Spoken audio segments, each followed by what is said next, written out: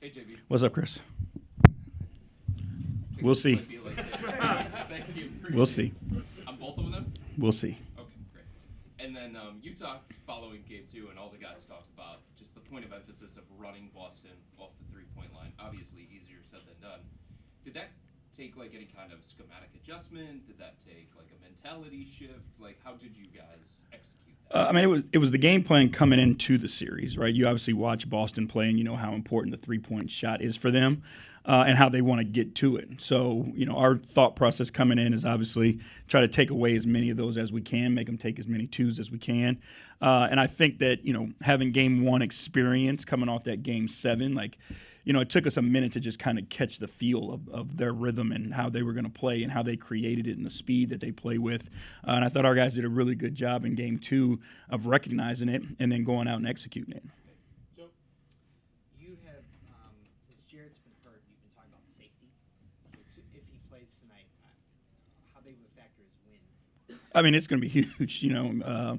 If he plays, you know, obviously it won't be able to be the long stint that he's used to playing. Like we would typically run him the longer stint between him and Evan. But, you know, if he does play, it won't be that. It'll have to be shorter stints. I mean, you know how difficult it is when you haven't been able to, one, play NBA basketball, but let alone do a lot of just conditioning, how hard that can be to maintain your wind. I mean, you've played 5 playoff games without him, and you've played every playoff game without Dean. How difficult do you think it'll be to make some pretty significant changes to a rotation if you have to, or have the wrong word. Right. These guys. I mean, I think, you know, as long as we continue to do what we've done systematically, we'll be fine because both of those guys fit on both ends of the floor at what we're trying to do. You know, obviously, you know, it eats at different people's minutes and those types of things. We always go back and we study the pairings, the 5-man units and all that to see, you know, which units give us, the best output. So we'll take a look at all that stuff. And then, you know, it'll be a little more difficult because they are small minutes and then how you use them in rotation and things like that.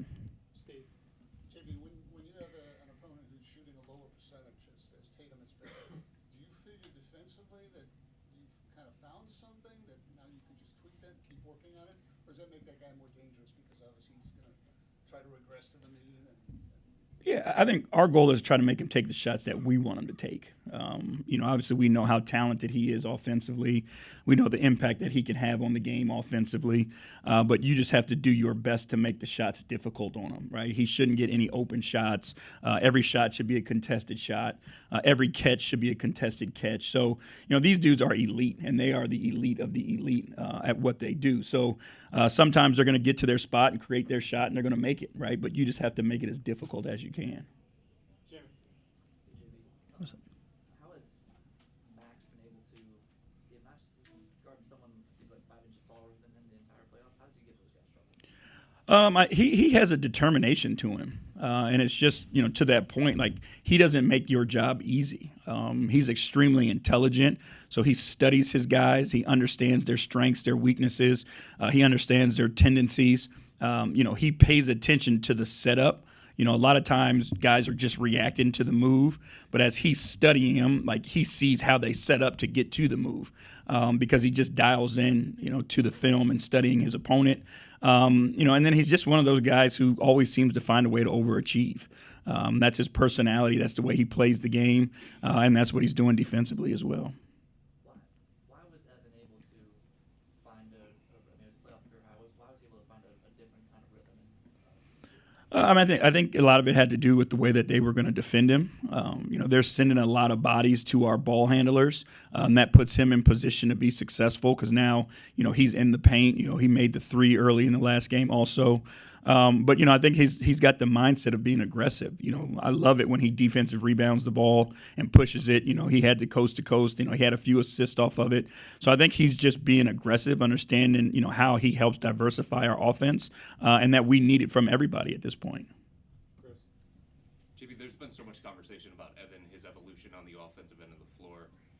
Can he give you every night what he gave you in game 2? How do you get that out of him? Yeah, and I think, you know, I don't know who's having those conversations and how much, you know, they pay attention to who Evan is. Like, Evan is an elite basketball player, and I think we always want to pigeonhole his offense into scoring points. And that's not who Evan is. It's who he can be, and he can score. But, like, Evan makes the right basketball play to make his team better. And that's why, he's been a huge part of the shift since he's got here that's impacted winning for us, is because he makes his teammates better, he makes our offense better, and he just makes the right basketball play over and over again. And, a lot of times we got to make sure that we're getting him the ball, and I got to do a better job of making sure that we get him the ball because he can score in his spots. But, again, we want Evan to be the most dominant player on both ends of the floor, and we think he's capable of doing that. Whether it was last year in the playoffs against the Knicks or during the regular season, teams were sending traps at Donovan repeatedly. How do you feel about his evolution in terms of handling those, especially what you've seen in the first 2 games of this series? I think the willingness to just get off of it and make the easy play. He trusts his teammates to a point where if they're going to put 2 on him, he's going to just allow us to play 4-on-3 on the backside. And, we've got shooting, we've got guys who can cut, and we've got playmakers on that backside. So if you're playing 4-on-3 advantage basketball, 9 times out of 10 we're going to get something good, and he's willing to create that early. Anything else in a row? Last one down there. J.B., you guys played really well last game, and are you a believer that momentum does travel with your team, or do you just look at it, okay, they're going to make adjustments, we have to reset the slate and just focus on the game ahead of us? We pay attention to the game that's in front of us. Obviously, success breeds confidence, and that confidence can carry over with you. But we can't rest on what we did last game. Like, we understand the team that we're playing, how talented they are, how many games they've won, the individuals, how competitive they are, and we know that they're going to bring it. So, the confidence is one thing, and understanding of what we have to do is another, but we have to be better tonight than we were the other night. And there's no love lost between these fans and the Celtics. Are you and your team ready for how loud it's going to be tonight? Oh, we're excited about it for sure. Being able to play here, was always fun. Big games, playoffs. We know where our crowd's going to be, and they're going to help carry us for sure.